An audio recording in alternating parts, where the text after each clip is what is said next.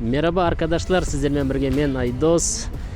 Сіз Түркияға келген кезде бастапқы уақытта біздің Қазақстандағы жеп жүрген тамақтарды сағынасыз.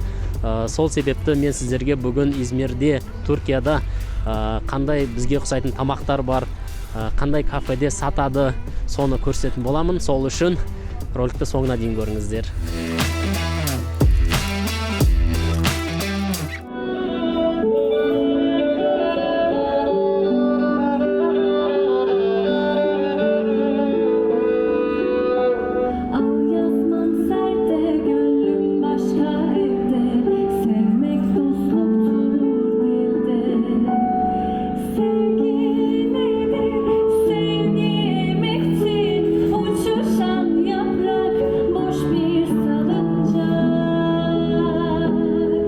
Біз қазір Каршаякадамыз. Общежитиядан келетін студенттер, сіздер өздеріңіздің общежитияның жанынан метроға отырасыздар да қонақтан түсесіздер.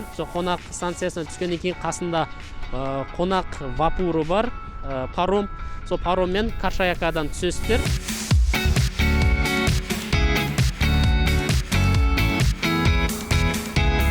Жақын жерде суши бар. Біздің Алихан сушиді қатты жақсы көреді. Сол осы жаққа келгелі бері әлі жеген жоқ. Соны Алиханға алып келдім осы жерге. Қазір жейміз. Алекс, суши жейсің ба? Я.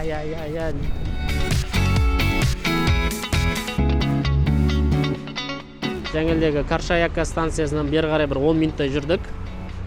И вот суши то. Ішінде адам жоқ екен. Бұл жақтың адамдары көп жей бермейді ғой соған қарағанда. Атмосферасы тема. Бағаларын көрейік.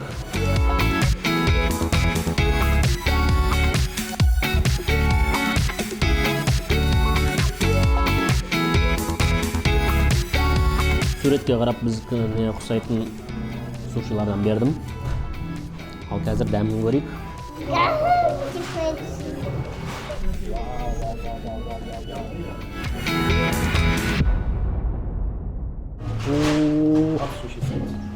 Teşekkür ederim. Bana kabiyede ya. Ya. Күшті ya? Ben küçüğüm. Осыны сен күшті жейсің ба манан? Мемлекет осына жемтім ғой.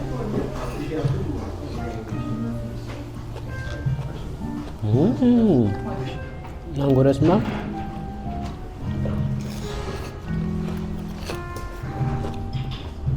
Қалай екен де? Күшті ya?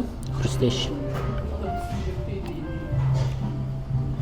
Біз қайтадан қонақ паром станциясындамыз. Қайтадан Каршаякаға барайын деп жатырмыз. Бұл жолы суши жеуге емес, бұл жолы манты жеуге. Что е? Манты бар дейді, сондақта бір өзбек кухнясы бар дейді, соған барып жатырмыз. Балам, кеше бардық қой сушиға, бүгін манты жейміз, қарашы. Қазір барғанда көресің. Чай, индийский чай, грузинский чай, и қалмақ чай. Ай, едоғы чай, мегерия салон, замелчи чай. Ай, байтани ай, молчкафи чай. Мына жерде неше түрлі мантылар бар екен, пельмендер бар екен. Бірақ бізге керегі мынау өзбек мантысы. Бұл Каршаякада, бірақ паромға мінген кезде Каршаяка станциясынан емес, Османлы станциясынан түссеңіз, бері қарай жақын болады. Жаяу жүрсеңіз, бір ары кетсе 10 минут. Teşekkür ederim.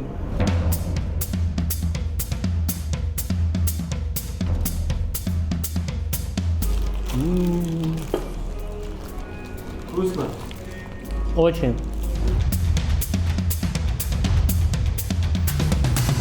Біз қазір үйде кофта жасап жүріп, бешбармақ бәрін жасап жүріп, осы мантыны жасай алмай жүргенбіз. Енді мантыны сағынған кезде осы жерге келетін болды енді. Тағы мантының орнын таптық. Бұл қонақта уже біздің академияға жақын. Қазір біз сабақтан шығып жаяу келе жатырмыз группаластармен.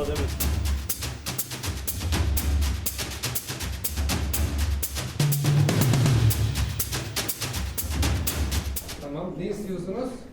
Menü var mı? Menü var. O, plov var mı? Evet. Оху. Merhaba, hoş geldiniz. Samsa var eкен. Merhaba, hoş geldiniz. Hoş geldiniz. Şimdi şöyle Bu ne? doğrama çorbası. Doğrama şorbасы. Hazır doğrama çorbam var. Мен бір пельмен, бір самса. Так, бағалары шорпа, доорама шорпасы, киспет сорпа 23, плов 22, манты 28, пельмени 28, пельмени шорбасы 28 тоже. Самса 10 екен. Бағалары арзан, өте жақсы. Нан алып келем деді ма?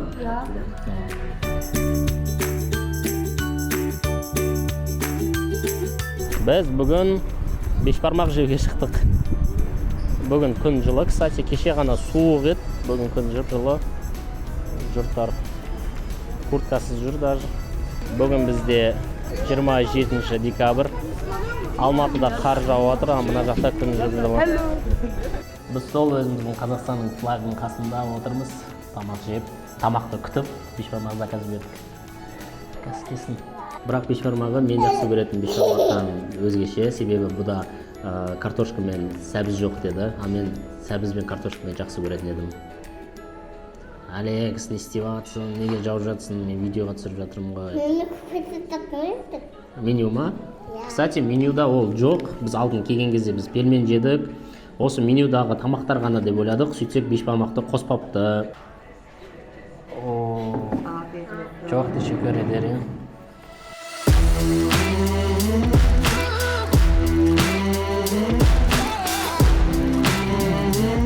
Дәмі тура біздікіндей.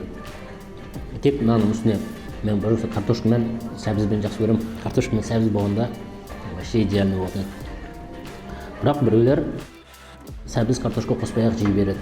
Батыс жақтың адамдары, по-моему, етпен тек қамыр. Сондай адамдарға повезло.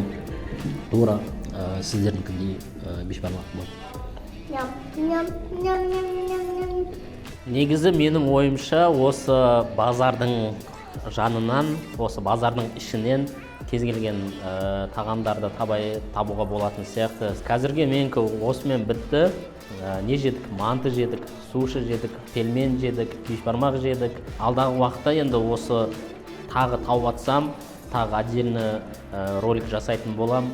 Әлі біздің келгенімізге 3 ай ғана болды, әлі уақыт көп, әлі іздестіреміз. Негізі бұл жақта банағы паста, макарон деген сияқтылар, европейский кухнялар олар, енді итальянский кухнялар олар без проблем, көп олар.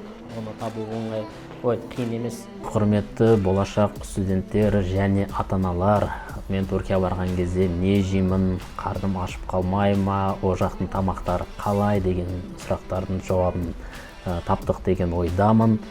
Міндетті түрде каналға жазылыңыздар, басқа да қалып қойған сұрақтарыңыз болса жазыңыздар, жауап беруге тырысамыз. Және бізге жаңа жыл аз ғана күн қалды, келесі ролик сол туралы болады. Түркияда жаңа жылды қалай тойлайды, қар бола ма деген сияқты сұрақтар. Сол үшін келесі роликтерді күтеміз. Сау болыңыздар.